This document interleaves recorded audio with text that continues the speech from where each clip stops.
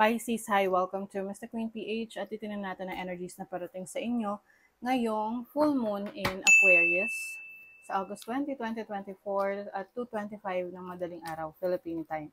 So, if you are living outside of the Philippines, i-check nyo na lang kung kailan yung eksaktong oras at araw ng full moon sa inyong lugar.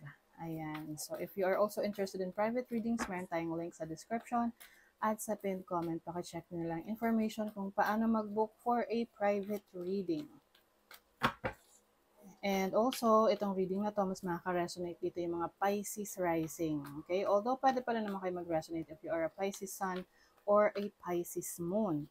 So, for you Pisces, this is going to happen. Itong full moon na to is going to happen in your 12th house.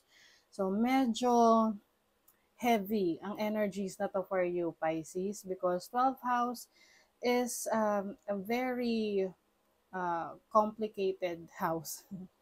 Oo. And full moon, alam naman natin ang full moon is about the release. It's about endings. It's about culmination. Anything that you feel na kailangan mo nang i-let go, i-release. Okay?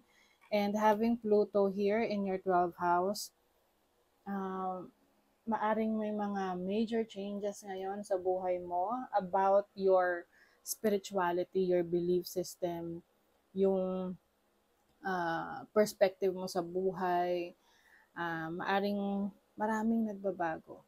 And some of you may feel a bit emotional ngayon na parang sa mga maliliit na bagay na iiyak ka kaagad na kung dati hindi naman. Parang may natitrigger sa past mo or sa experiences mo or the things na hindi mo ina-address sa buhay mo noon na parang isinasantabi mo lang kasi ayaw mong harapin dahil ayaw mong masaktan. Oo. So, minsan kasi ganun, 'di ba?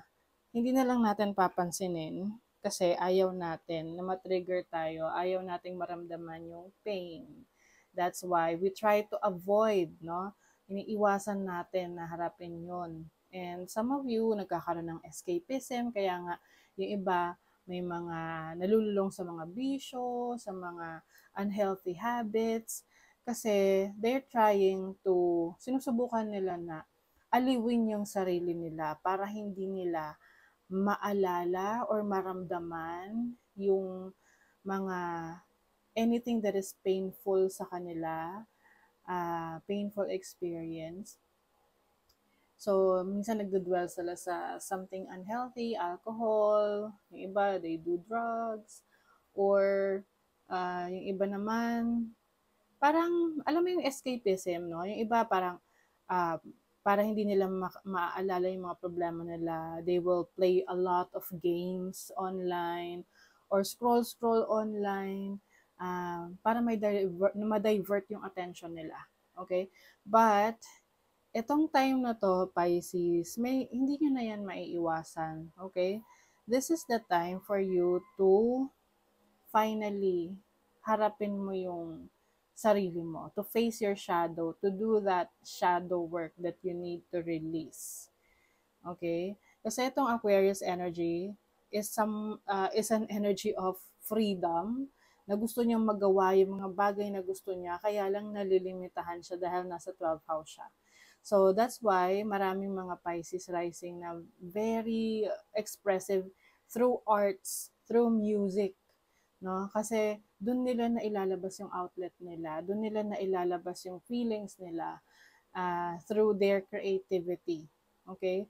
So, ito yung tinatawag na transmutation, na mas maganda na i-convert mo siya into something positive para na i-release mo siya, and at the same time, you are also becoming more expressive in a different way. Okay? So, example, you're someone na, let's say, meron kang pinagdadaanan sa buhay. Oo, sa relationship. Let's say, for example, relationship. And, kumbaga, hindi mo siya ma-express, hindi mo siya masabi sa iba for some reasons.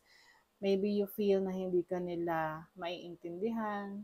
So, yung iba, they would, parang lulunurin nila yung sarili nila sa mga distraction. Like,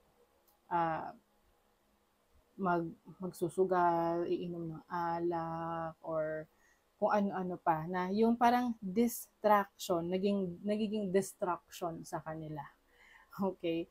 But for some of you, pwede mo tong gawin na parang i-convert into something beautiful, which is yung iba nagjo-journal, no? Meron silang diary, doon nila sinusulat lahat ng mga nararamdaman nila. And it will make you feel better kasi that's the form of release, no? Kesa yung nag-escape kayo, nag-avoid ka, 'di ba? At least na-release mo yung feelings mo. And then, iba naman you cry, no? You just need to cry it out loud. Na wala kang pakialam kung ano sasabihin ng ibang tao, basta umiiyak ka, that's it. And then after that, you will feel better. Yung iba naman, pwede kang maging into sports, no? Na yung gigil mo, yung emotions mo, you can convert it to something more productive na ikaw ay uh, nag-gym. So it's going to be healthier sa iyong kalusugan, 'di ba? Oo. Or yung iba naman dinadala sa music. Oh, lalo na Pisces are very artistic, very creative. So kaya kung mapapansin nyo, maraming mga artists na meron silang Pisces placements. Malakas yung kanilang Pisces placements because may mga times talaga na hinahirapan sila na i-release yung kanilang mga feelings. Especially for Pisces rising dahil nasa 12th house yung Aquarius energy. So, 12th house is like you're something hidden, something that you don't want to like explore or share to others. Okay, so but some of you are changing na, no? Itong transformation na to, itong full moon na to, you are discovering more about yourself. Meron tong opposition sa iyong sixth house, which is yung kalusugan mo. So maaring merong yung iba sa inyo, maaring meron kayong iniiwasan na kailangan yung ayusin tungkol sa inyong kalusugan, na you will finally realize na okay, it's time for me to face this situation para parang kumbaga mabigyan mo ng yung sarili mo ng rebirth, bagong ikaw, like transform yourself. Okay? And having Mercury here in retrograde, maaring marami kang realizations about yung mga nagiging pananaw mo sa buhay before, na na tipong dati okay lang yan, malayo sa bituka yan, pero eventually you are experiencing na yung epekto ng mga bagay na pinabayaan mo sa sarili mo, lalo na sa kalusugan mo or even sa yung mental health. Okay? But you have the opportunity here, no? Sa yung second house, which is your finances, your assets, your mga ari-arian, okay? Because second house is your material possessions, your talents as well. So maaring meron ka ritong pwedeng yung iba babalikan nyo yung mga ginagawa nyo before, or mga let's say anything related to arts, your creativity, your creative talents, your skills to create more money.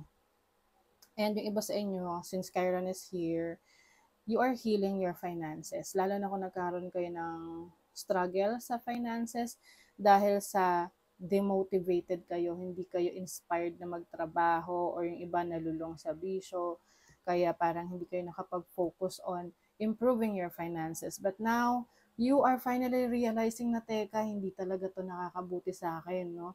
So, kailangan ko nang i-let go to, i-release to, at i-reinvent yung sarili, no? So, you also have a challenging aspect with Uranus in Taurus in your third house. Third house is about your learning. This is about your communication. So, challenging siya para sa iyo ngayon. Maaring mabilis ka pa rin matrigger, mabilis ka pa rin maapektuhan nung mga nangyari sa iyo in the past.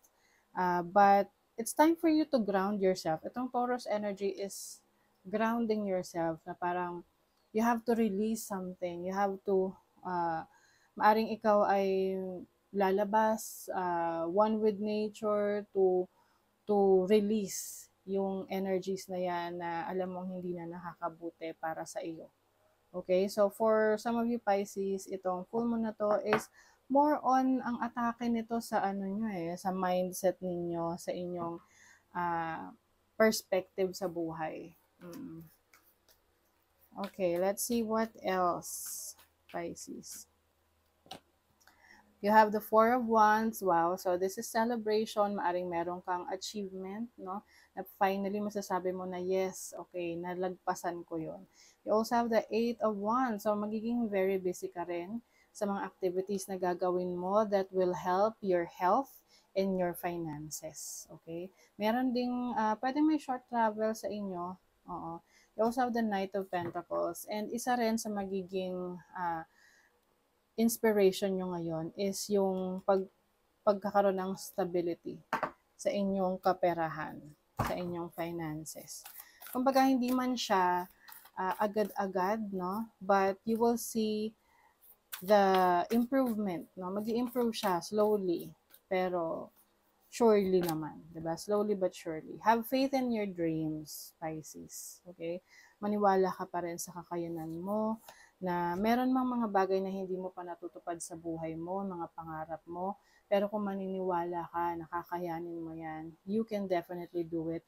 And there is something that you will have to celebrate, no? Dahil sa achievement na yan.